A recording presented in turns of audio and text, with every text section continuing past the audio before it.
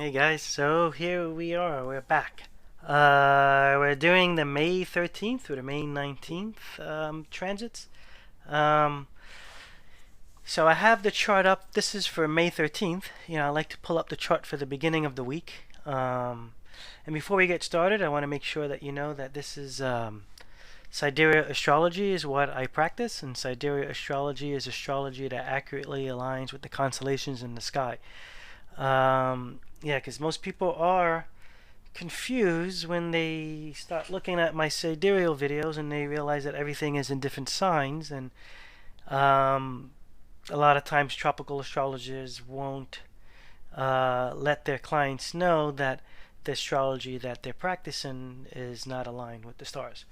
So it's a big misconception that's been going on, and I'm one of the advocates that says I don't like that.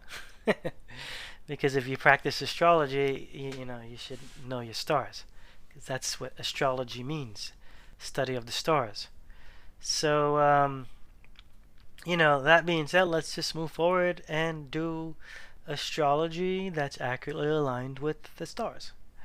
All right, and we're gonna try to ride these little waves, because the reason why I'm doing the weekly videos is because we have this 2-year kind of culmination of a conjunction between Saturn and Pluto, and it's also conjunct the South Node. So we're leaving the old systems and we're rebuilding the new, and it's not always fun. All right, but as long as we can map it out, we can figure out, when to buy cotton candy to enjoy ourselves, or when to, buy some Kleenex to cry. Um, anyway, so right here, I see we start the week out with a grand trine, which is cool. So I see it's between the sun and the moon, which is nice. Sun leaving Aries, just getting into Taurus. Moon in Leo. So that's a warm-hearted moon. That's a pretty nice moon. So just know you're entering the week, kind of like with a warmer heart, like a yeah. Because a Leo sun would be like a strong heart, but Moon Leo is more like a warmer touch, um, to that energy. That Leo strong energy. Um, What else did I have here? All right, I think we're gonna. Oh yeah, we're gonna jump to the transits, but we see that there's gonna be the Venus and Uranus are coming to conjunction. So by the end of the week, we're gonna see that. There was something going on with Mars too, but we'll pull up these transits and we'll just kind of like glide through the weeks by the dates. Okay, here we are. So just a quick recap. These are the days: 14, 15, 16, 17, 18, 19. So if I don't like say everything on the dates, that just like look when you look at the video, So this is the beginning. This is when it goes exact, and this is the end of the transit. All right, just in case I'm just like in La La Land. All right, so um, can't remember off bat. Let's see. Hold on a second. Because I see the Sun trine Pluto. I don't know if that was happening last week or just kicked in. But anyway, we start off the week also with that grand trine, that involved the sun and the moon, and then I think it involved. Sorry, I jumped off. Yeah, it involved the whole, like, yeah, Pluto, Saturn South Node situation in Sagittarius. Okay, so that's yeah, I did kind of point that out.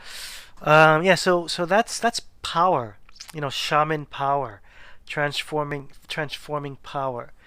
And here we have the, Saturn conjunct South Node that's cooking up.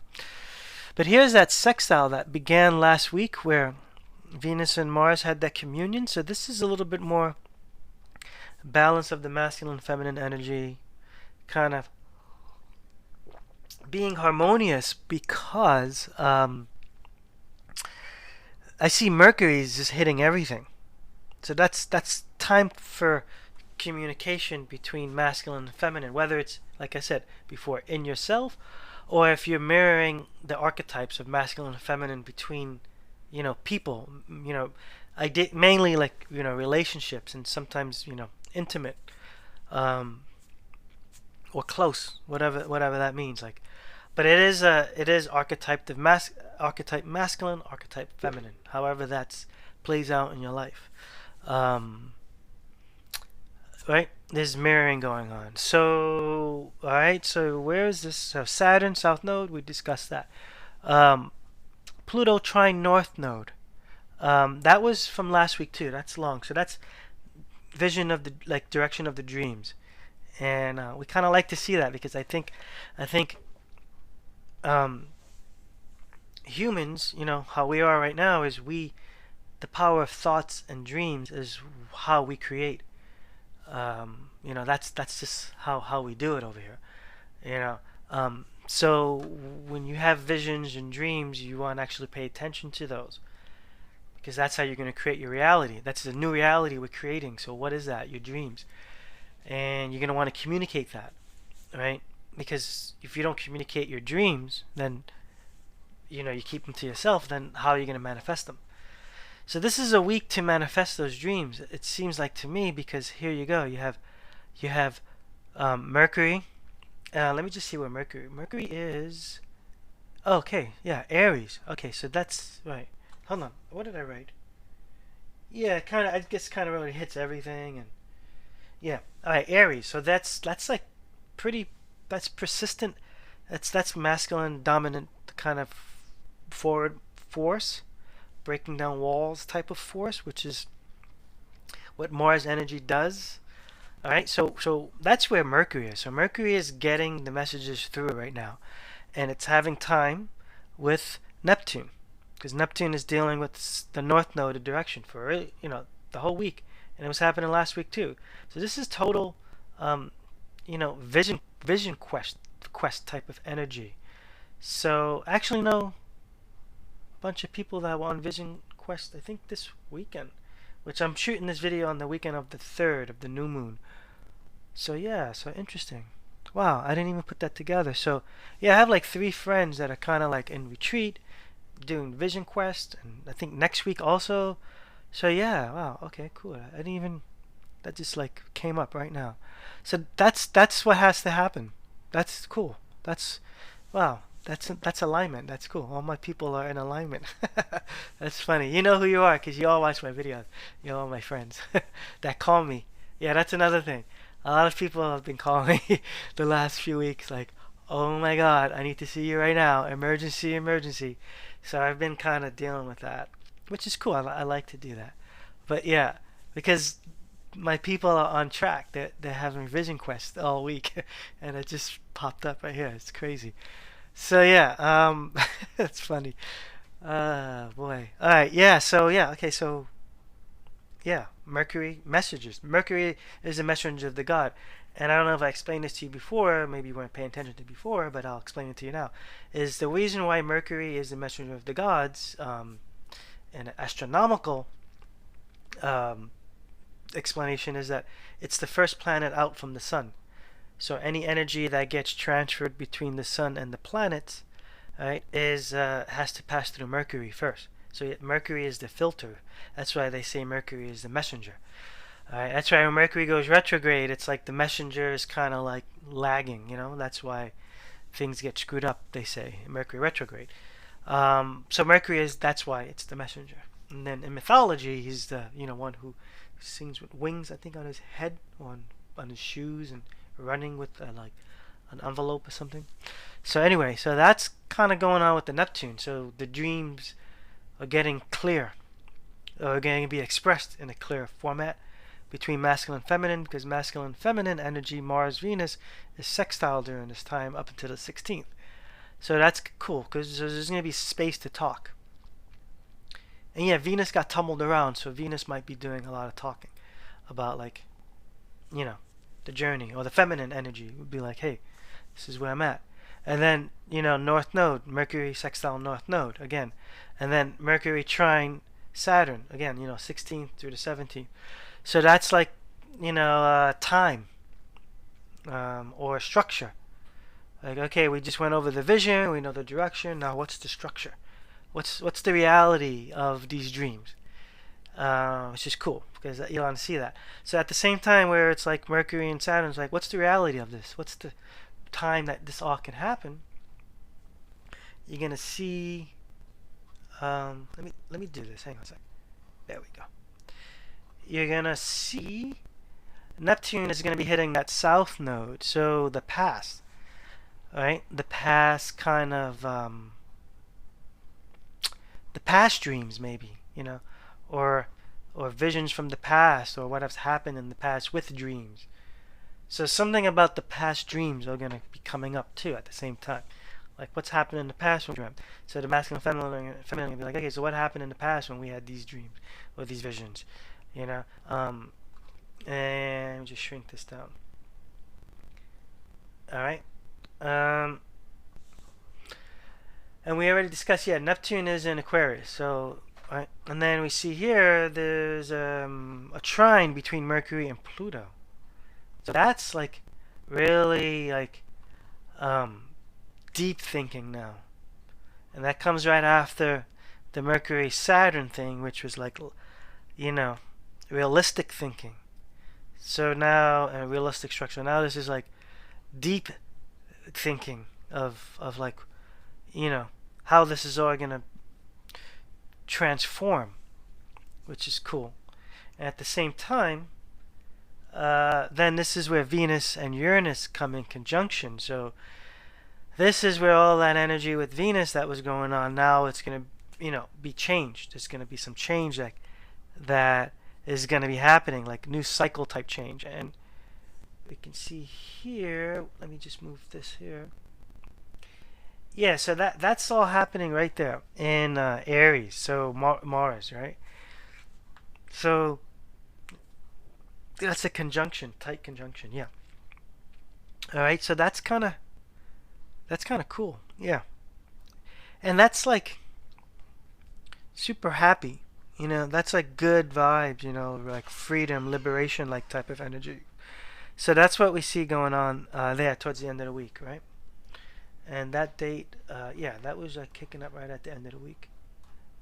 17th through the 19th, all right? And then we have a full moon on the 18th. I'm gonna pull that chart up, and I'm gonna maybe cram it all in one video, so save me some work. All right, so yeah, all right, I'll be right back. I'm gonna pull the full moon chart up, and we're gonna just take a quick glance over it. But we're gonna know this is the energy that's leading up to it. So I'm gonna try not to repeat myself and just make it kind of quick. Okay, thanks. Here we are. We're gonna just do a quick review of the full moon on May 18th. Okay, because we already went over the week of transits, so I'm not gonna make this video any longer. But what we see here is the full moon is in Libra, but I like to look at what the sun is doing on the full moon, because like I mentioned before, the ancients consider the moon as they call the moon the great reflector of light, because the moon reflects sunlight. So that's what we're dealing. So we see here the sun is in Taurus, ruled by Venus, and Mercury just came in, and they look conjunct. Yes, loose conjunction. Well, not pretty. I mean, it's conjunct. And then we can see here that Venus and Uranus have a super tight conjunction, 2 degrees, 2 degrees, Aries, new cycle. So this right here is free expression of the feminine, liberation, freedom. So that's what I see. And then, the sun is with Mercury in Taurus, ruled by Venus. Moon in Libra, ruled by Venus. So there's a lot of Venus freedom. And that's what I'm seeing in this report right here. There's a lot of Venus free expression, of Venus freedom, free reflection also of the Venus. But what I notice here is Jupiter galactic center. That's what we spoke about, the king on its throne in the galactic center, mixing up this elixir. It's actually opposing Mars.